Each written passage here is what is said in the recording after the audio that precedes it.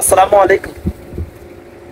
বর্তমানে bike iPhone প্রত্যেকটা ছেলের পছন্দের জিনিস। আর এই বাইক আর আইফোন কে দিছে যদি আপনি প্রশ্ন করেন, হয়তো অধিকাংশ ছেলে বলবো তার বাবা দিছে, অথবা ভাই দিছে, অথবা তার বোন দিছে, অথবা সে উপার্জিত টাকা দেখেছে। কিন্তু বেশিরভাগ ছেলে মানুষে বলবো যে তার বাবা বা ভাই দিছে। তো বর্তমানে আইফোন আর R15 বাইক ইত্যাদি ফ্যাশন জিনিসটা প্রত্যেকটা ছেলের পছন্দের জিনিস।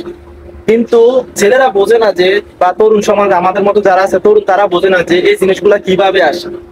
যদি তার বাবা প্রবাসী হয় তাহলে অনেক কষ্ট করে দিতেছে, তার ভাই প্রবাসী হলে তার অনেক কষ্টে টাকা দিয়ে দিতেছে।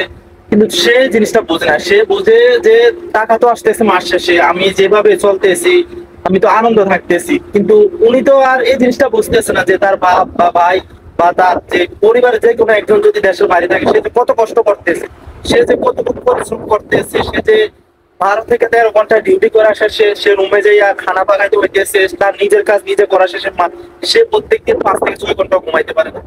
কিন্তু তার ভাইকে কথা বুঝে, অথবা তার ছেলে, অথবা তার যে হোক না কেন, ওই ছেলেটা বা যে তরুণ যে বাইক স্বপ্ন দেখে, যে আইফোন স্বপ্ন দেখে, যে নিজের প্যাশন নিয়ে ঘোরাফেরা করে, সে কে কথাটা বুঝে তার বাপ ভাই যে কত কষ্ট করতেছে।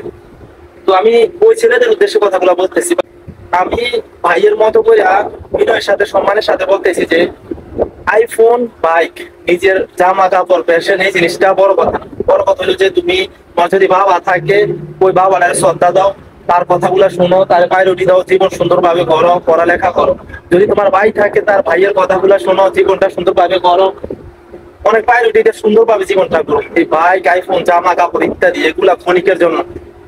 তুমি যখন সফল হইবা, বাড়ি গাড়ি টাকা পয়সা থাকবো, তখন তুমি বাহিরে তুমি বাইক আইফোন নিয়ে ঘুরো, তাতে সমস্যা নাই। কিন্তু তোমার আজকে ঘরের অবস্থা খারাপ, ঘরের অবস্থা খারাপ, তোমার মা বাবা সবকিছুর অবস্থা খারাপ, স্বপ্ন দেখতেছো বাহিরে এটা বাইক নিয়ে ঘুরবা, একটা ফোন নিয়ে ঘুরবা, নতুন জামা কাপড় নিয়ে ঘুরবা, ওইটা ঘুরবা, তাতে আমি মনে করি জিনিসটা ঠিক না। তুমি একটু নিজের একটু বোঝার চেষ্টা করো, কত মানুষ আছে আজকে তোমার থেকে খারাপ অবস্থা আছে, কত ছেলে আছে যে নিজের পরিশ্রম করে পড়াশোনা করে নিজের টাকা দিয়া, কত ছেলে আছে যে নিজে পড়ার সময় পায় না, রিক্সা চালাইয়া রাজমিস্ত্রি কাম কইরা ইটের ভাটায় কাম কইরা সে টাকা নিয়ে মা বাবারে খাবার কিনা দিতে হইতেছে। তার তুলনায় তুমি ভালো আছো।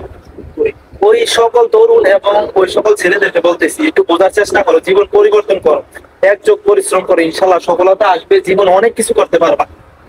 তো সবার জন্য দোয়া রইলো। এবং তরুণদের আবারও আমি বলতেছি, হাত জোর করে বিনয়ের সাথে বলতেছি, জীবন পরিবর্তন করতে হইলে বাপ ভাই যেই থাকুক না কেন, তোমার যদি একদিনও বড় হয় তার কথা শুনতে হইব তুমি, তাইলে তুমি জীবনে অনেক কিছু করতে পারবা আমার মনে হয়। এবং এটা যুগ যুগ ধরে দেখে আসতেছি, সিনিয়র মানুষ, তোমার বাপের কথা যদি তুমি শোনো, অনেক কিছু করতে পারবা। এগুলো কথা।